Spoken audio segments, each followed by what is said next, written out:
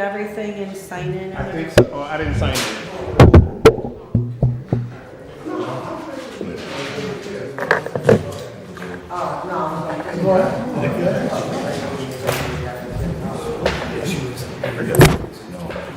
Everybody ready? I'm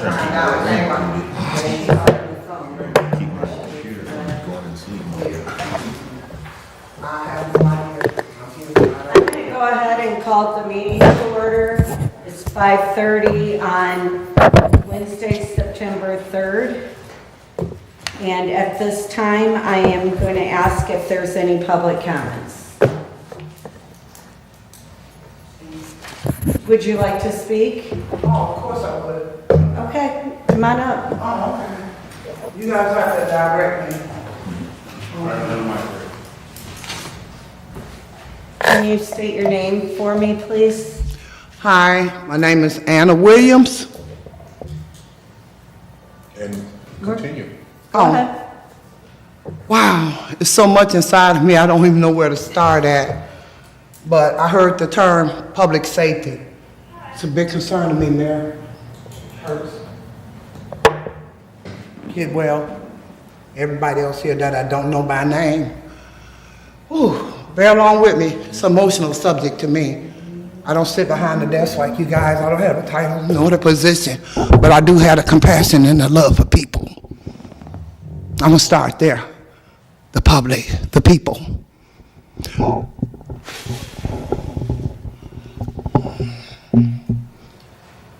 I've been intending to get a meeting. Excuse me, y'all. Let me flow. I would like to have a meeting with you personally. Maybe you could speak to me after this. But I needed to say that. A few years ago, in Kankakee, my grandson was murdered, gun violence. You all probably heard the name Kimani Franks. A 16-year-old. When they wrote about him in the paper, they referred to him as the gentle giant. To give a little bit more details, he has 3 little brothers. At that time he was murdered, he was 16. He was not, and is not even in heaven, a related gang member. A very timid young man. He was very timid. He was not raised on drugs or guns or racism, any of that mess. Leaving the store July the 11th with his almost 12-year-old brother, they shot and they killed Kimani due to the fact he was asking them to bag up from messing with his little brother, who in actuality, who was not getting along with some of the boys at the school, because they wanted my grandson at the time, 11, to join a gang, and he did not. And it resulted in his brother, Kimani, being gunned down. Since I'm on that subject, public safety, I need to go to my granddaughter, Isis, who's 13. Her mother just passed, my daughter, who I buried from cancer 3 years ago. Going to the public school here, excuse me, Kennedy.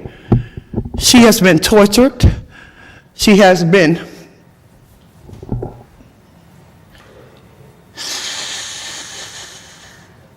when her mother passed, she went into a shock that's called alopecia because of your nerves or something. And this child lost all her hair, all her hair. So I had to replace her hair with, covering. But naturally she was teased, so on and so forth, by the students. To the point they pulled it off her head, and the superintendent at the time that was working in Kankakee, Illinois, with the superintendents here over at Kennedy, with Grace and whoever the principal was at that particular time. Her name was Superintendent Jones from Chicago. I took my granddaughter out of school for 3 months.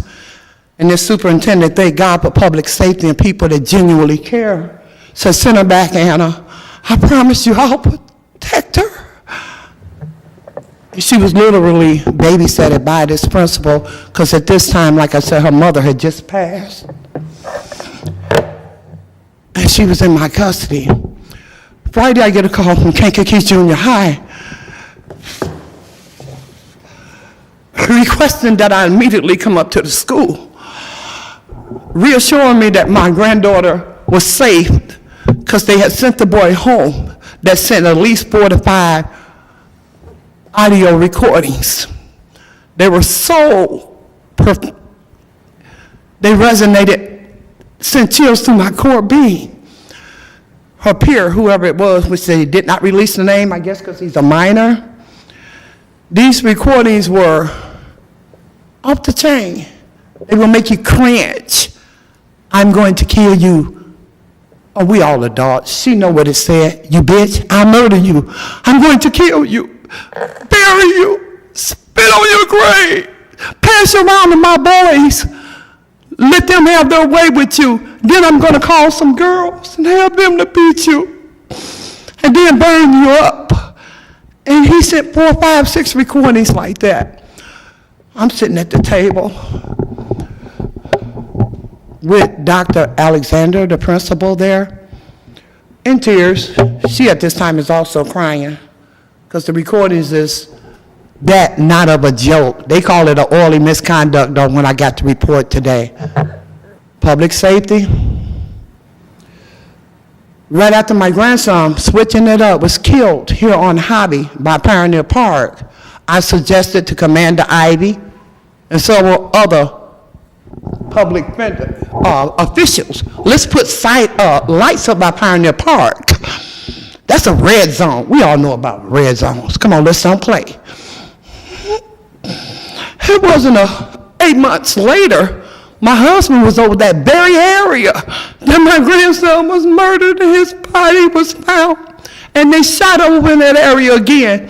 They missed my husband because he was drunk and did not get up to run. But the young man I found out that did get up to run, Steve Franklin, he was shot. The same area that I've been speaking on. Let's get some lights and cameras. This is a high crime area. Public safety, it make me think I'm not concerned about it. That's why it's not lit up. I don't know. I don't sit on the board. I'm not into public safety, but I really am.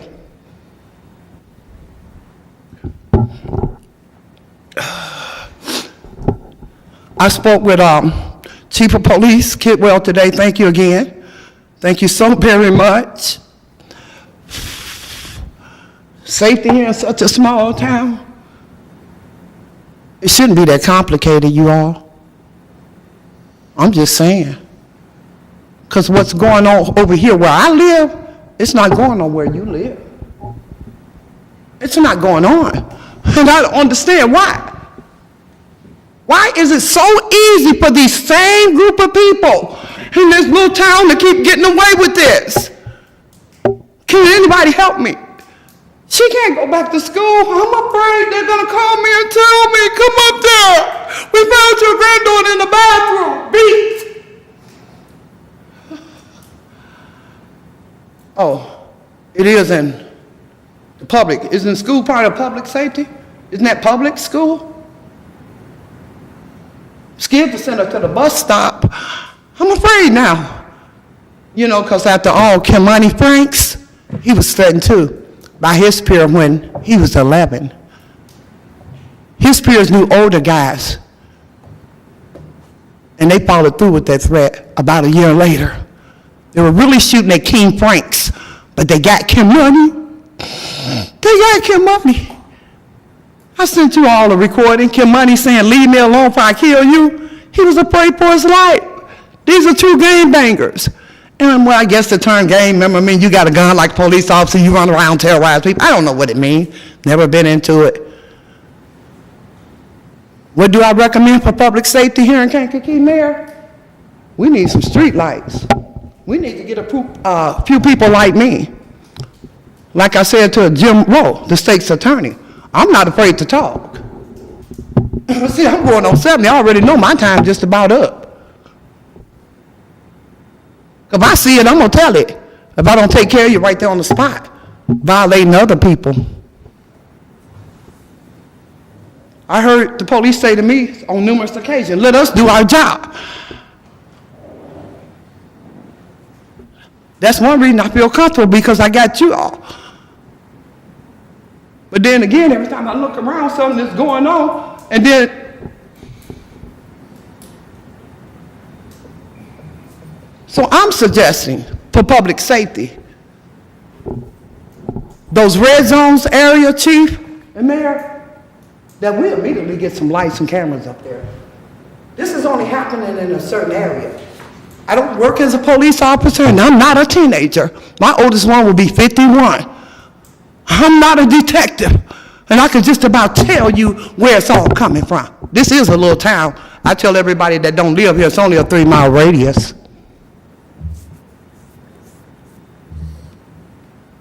And it's killing me.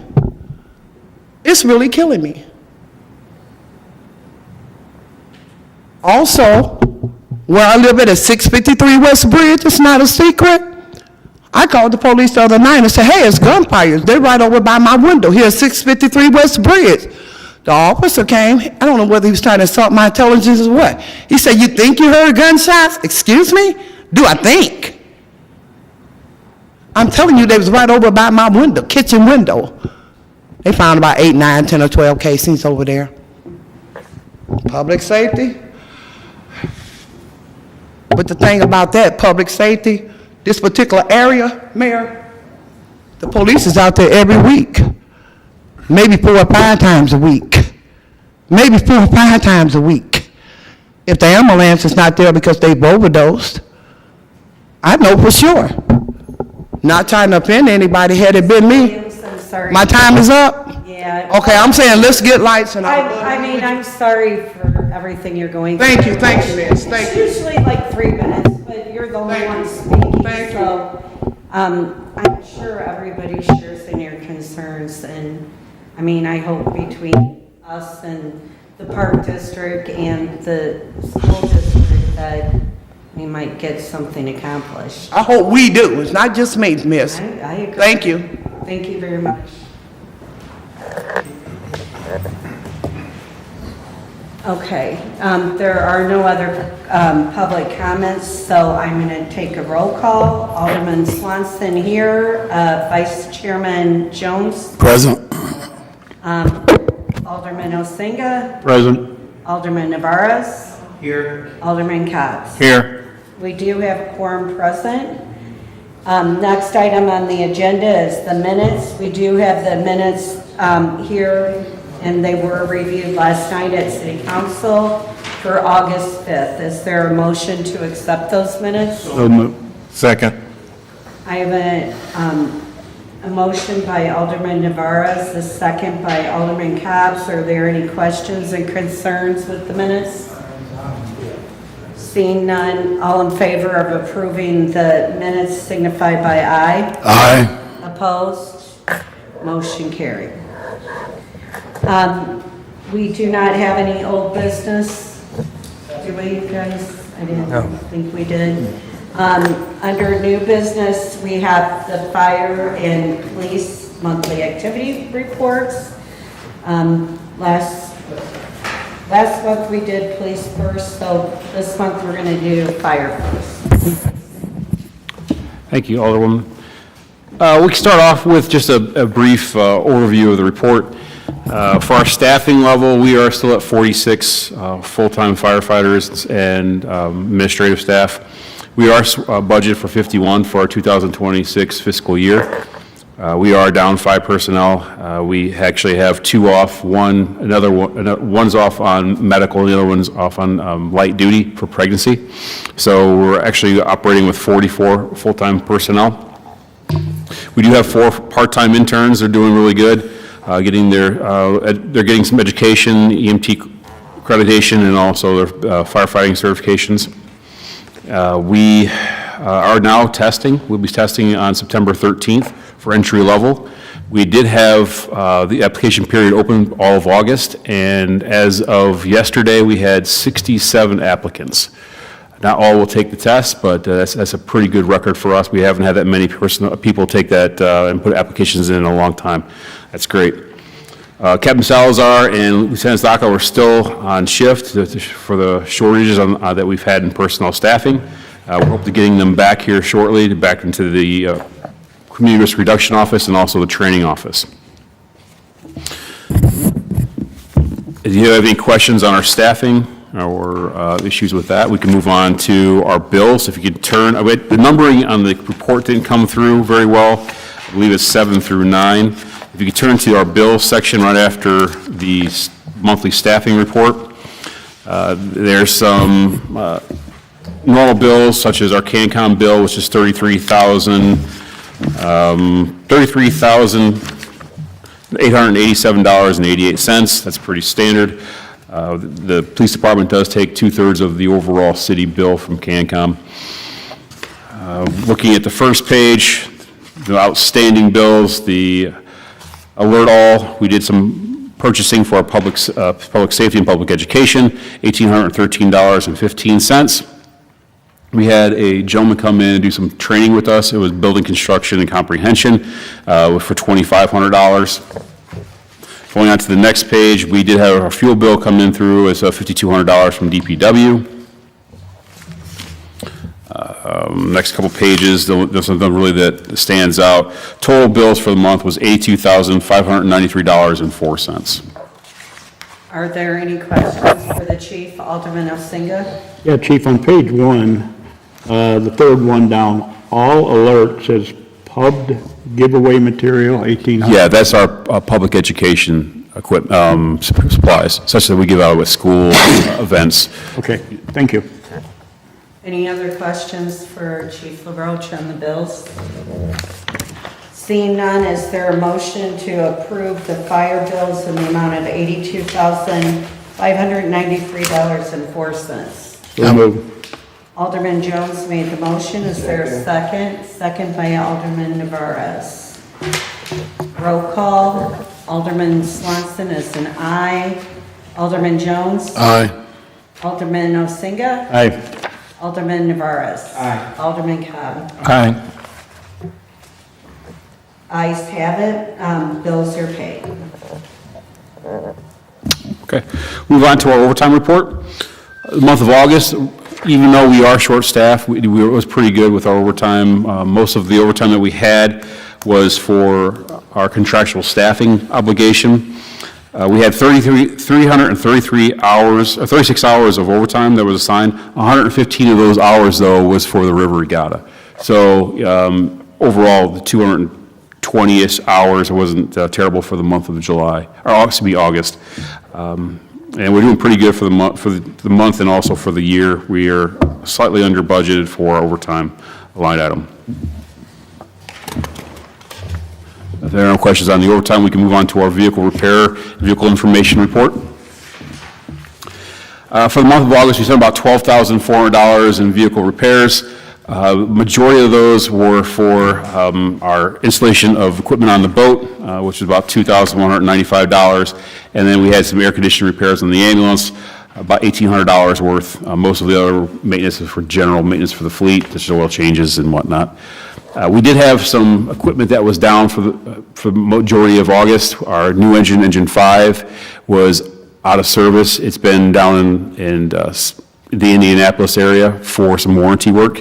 There were some body repair issues and some paint issues that are getting touched up. We should have that back in the next couple of weeks. But we've been relying upon our aging fleet to fill the gap. We've had some good luck so far, knock on wood, with keeping those things on the road. But we're looking forward to a delivery of a new engine and a new aerial. We got some good news in the last couple of weeks. We're starting the process of getting the new engine in line for production. We're hoping to have that vehicle within another year. And then the aerial will be delivered, I believe, late 2026 also. So keep our fingers crossed. As long as things work out, by this time next year, hopefully we'll have our fire engine delivered. Moving on to the call volume report. For the month of August, we had 673 calls, 403 of which were medical calls. We did have one confirmed structure fire at 340 North Dearborn. It was a mattress on fire in apartment 314, causing about $15,000 worth of damage, and displaced the residents for a couple days. I believe that they were kept inside the building, but not in the same apartment. We did respond to 4 calls outside the city limits for the month, which is actually significantly less than what we normally do. Moving on to our fire loss report, we had $15,000 in damage at 340 North Dearborn. 18 fires for the calendar year 2025, totaling $229,000 in fire loss. EMS calls, we had 403 EMS calls for the month, 101 sick person, 42 breathing problems, 18 traffic accidents, 15 chest pain, 4 assault and batteries, and I do believe we only had 2 overdoses for the month, which is great. Bad that we had them, but it's a lower number. And I think that the efforts of the Community Risk Reduction Office and the county, the efforts they're putting together are actually doing some good. We did turn over 18 calls, EMS calls to private ambulances, 16 private ambulance calls turned to Wheat, and then 2 to Riverside, and 1 to, we had 19, 1 to Limestone. Ambulance turnovers for the year for transports to hospitals outside of our ambulances, 147 patients were transported. For 2025, we've had a report of 16 overdoses total. Yes, sir. When we turn over to Elite Ambulance, do they charge us for their service? No, they don't charge us. The private ambulances charge the patients. They don't have the same billing structure, which is kind of problematic, but something that we'd like to work on with the private ambulances. Hopefully get them very similar billing structure that we have. Great, thank you.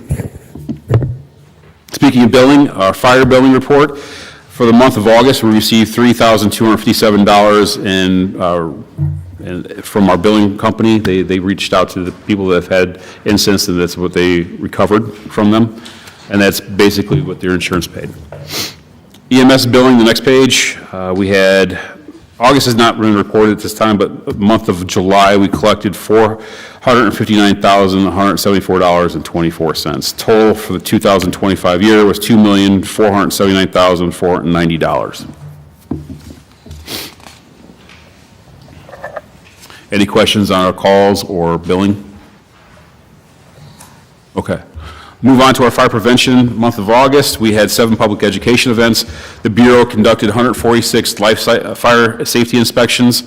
We only installed 1 smoke detector in the city, and that's because we're not being picky or anything like that. We just haven't had any calls for them. And we are short on some of the smoke detectors. We're working with the Red Cross trying to get more. They didn't have any in stock, but when they do, they're going to send us some so we can have numerous available to our citizens. And then we did not install any carbon monoxide detectors.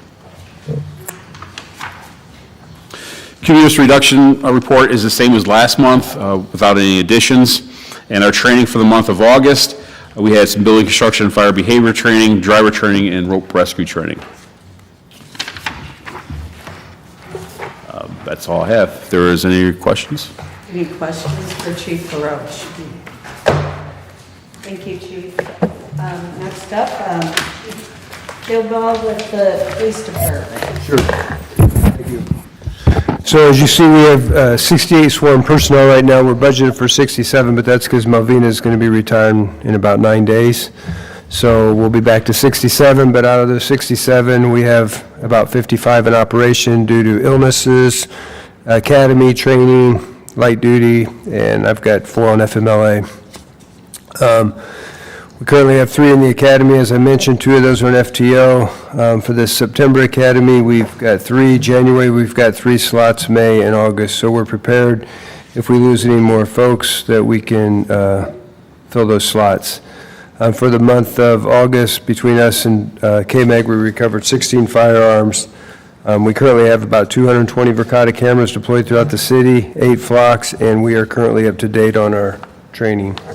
Chief, on the sworn personnel for 68 officers, does that include the 2 gentlemen who were here yesterday? Yeah, that includes everybody we have. Okay, so you're... So once Malvina leaves, we'll be right at our number. Budgeted amount. Yes. Okay. Yep. All right. Thank you. I think that's good.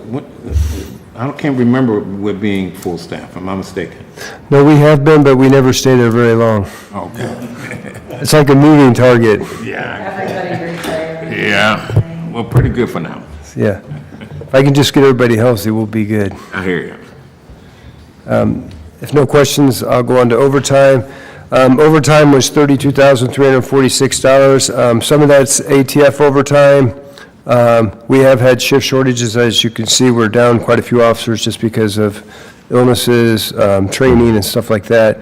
And then I should mention too that we still haven't been reimbursed from the DNC, Democratic National Convention from last year, and they still owe us about $26,000 to $30,000 that we have not been reimbursed for. So we're still waiting on that.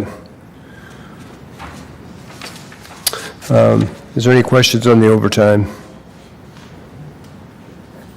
If no questions, I'll move on to the bills. The bills, I highlighted a few of them. You'll see the ballistics IQ imaging, that's $24,999. We've been reimbursed for that. That was a grant that we received.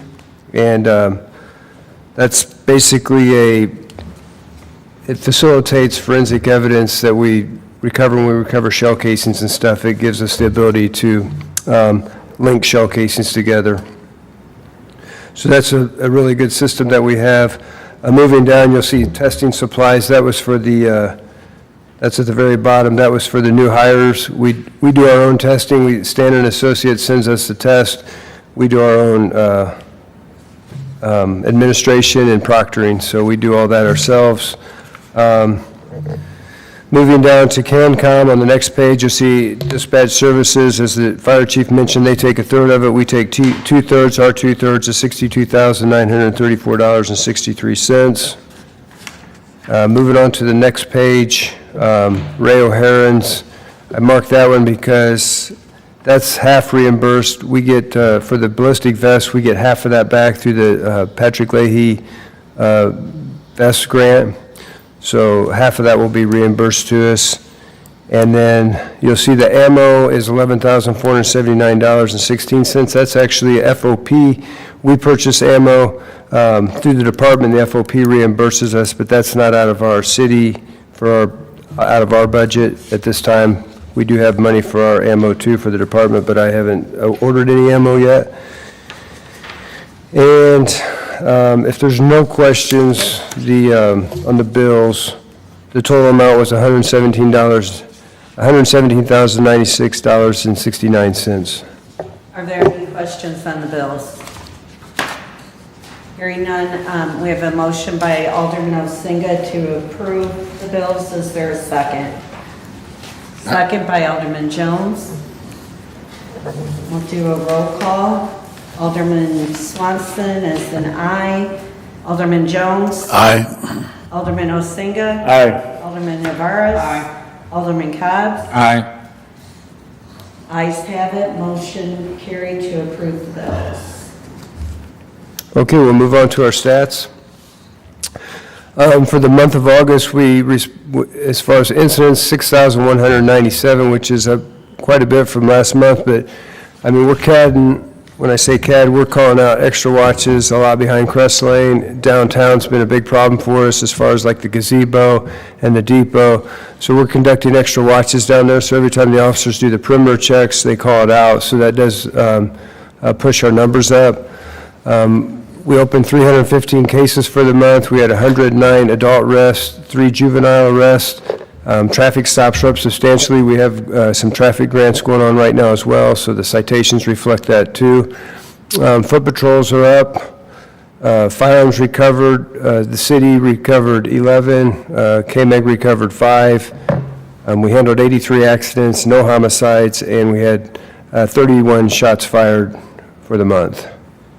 And then if you move down further, you can see we had a total of 33 weapons-related calls, 50 mental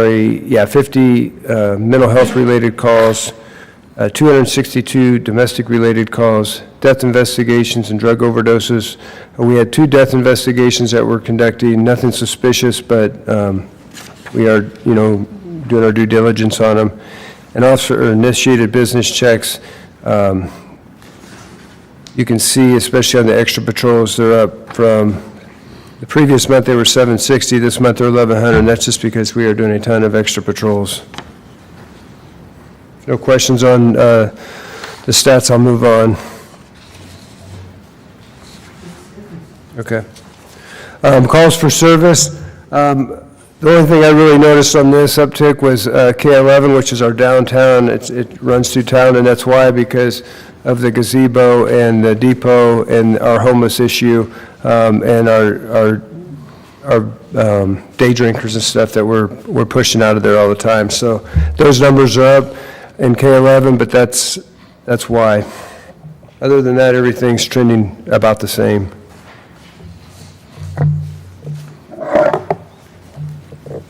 And just so you know, we do have cameras down at the gazebo now. We put 2 fisheyes that we installed, so we're monitoring the traffic down there. And we actually set up a perimeter counter. We can do that through Verkada, so we're actually counting the number of, the traffic that's going in and out of there.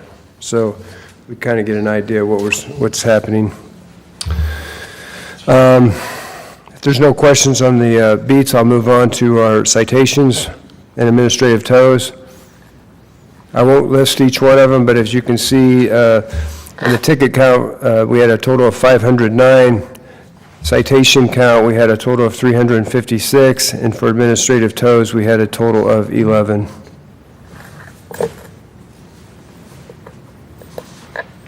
There's no questions, Chairman, I'll move forward. Go ahead. Okay, the next page you'll see is the NIBRS Group A crimes reported to the FBI, and they're listed by ward. In the 7th ward, I know you'll see 9. I looked that up before I came here. We did have a couple incidents. We had that one out in Tedmark Court where the guy got hit by that vehicle. And as I told you before, NIBRS sometimes will count, depending on how many charges or how many, victims, it'll increase it. So it's a little confusing. It's not real accurate as far as what we utilize our stats for, but they're reported to the FBI that way.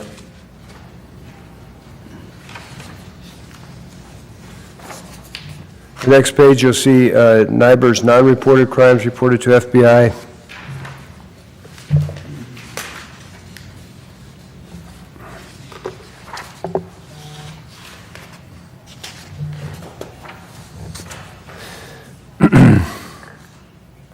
If there's no questions, the next section is your part index crimes listed by ward, and we start with the 1st ward and go all the way through the 7th, and it lists the areas where the part 1 index crimes are occurring.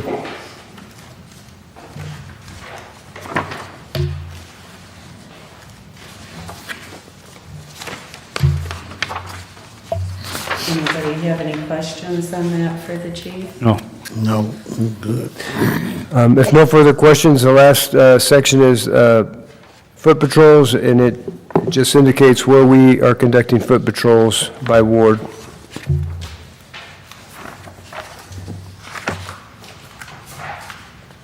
Definitely see the volume going up on the foot. Yeah, I think the weather helps too, and they'll probably slow down as it gets colder too, but right now we just, we got a lot going on, like I said, behind Crest Lane, and that's behind Ricky Rockets and downtown. So the officers have been doing a good job.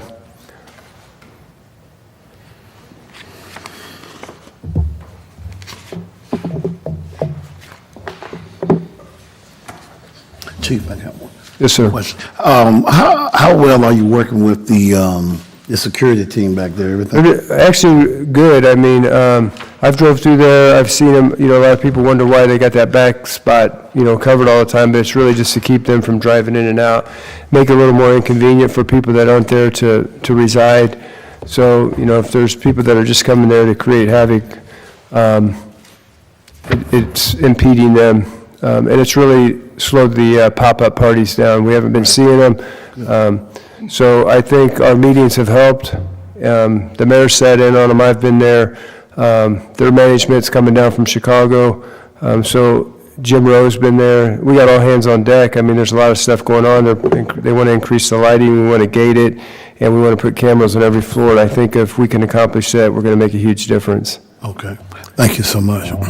Chief, just a quick update on that. I got the estimate today. Okay. So if I can get that to you so we can get it to them. I don't have their emails, but, Okay. and that's estimates for fencing, gates, all that for the whole complex that they talked about, Are you talking about just on the, the entire site. So what we had proposed is have a gated, there'd be a rolling gate to come in both sides, and then a gate on the south end that would run all the way to the wall when it finally comes in on I-57. And then I'm not sure how they were proposing the backside. A gate also on the north side, and then Okay. eventually the highway right, will have a sound barrier wall that the fencing will connect into. okay, are we gonna put, many resources in it right now? Because, they're gonna tear all that up. That's what I'm wondering. They would be putting the fencing in and the security gates and everything in now, and they would connect it to the sound wall in the future, so they'd probably leave it about 8 feet short. Okay. So for the time being, if, it wouldn't be 100%, but it'd be No, 98% secured, fenced.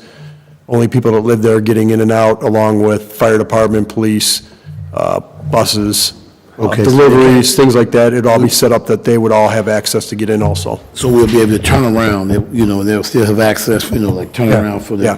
the fire. Ultimately, IDOT is going to create that into a U shape. Right now, it'll still stay U, but eventually they're going to eliminate that frontage road and create a new road. And Exactly. they've been working with the fire chief on that to make sure that dump trucks and fire equipment can get through there. Okay. And then it'll be you have to have a sticker in your window or a fob if there's a pass-through gate for pedestrians. So that's the plan. That's good. I like that. Alderman Navarez. Chief, it came to my attention that in Jules on Washington from 4 to 7, there's a lot of cars being parked in the fire lane. Okay. And, I'm just, Yeah, we're doing extra patrols down there too, because yesterday I got a call from the management about the homeless and the vagrants hanging out down there too, so I had to send some officers down there, so we'll have to pick it up down there too. So, great, thank you, Chief. thanks. Mayor, do you have any other comments? I do not. All right. The next item on the agenda is executive session, and we have no reason for executive session tonight. Item 8 would be Alderman comments. I just want to, Alderman Jones. thank you. I just want to say my condolences again to Chief DeRoche and his family. I believe Dad's going to get buried this weekend.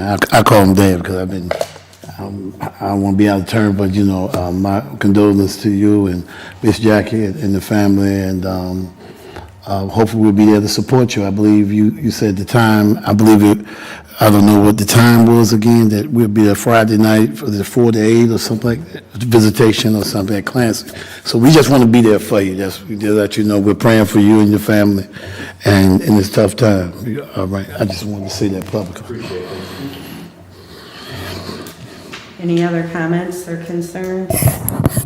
The next scheduled meeting is Wednesday, October 7th. Unfortunately, I will not be able to make that meeting, but Alderman Jones will be able to be here and run that meeting. I'll get with them and make sure the agenda is out to you guys in a good enough time and get the minutes ready for you before I leave town. With that, is there a motion to adjourn? Alderman Navarez made the motion to adjourn. Is there a second? Second by Alderman Cobbs. All in favor? Aye. Signify by aye. Motion carried. Thank you, everyone.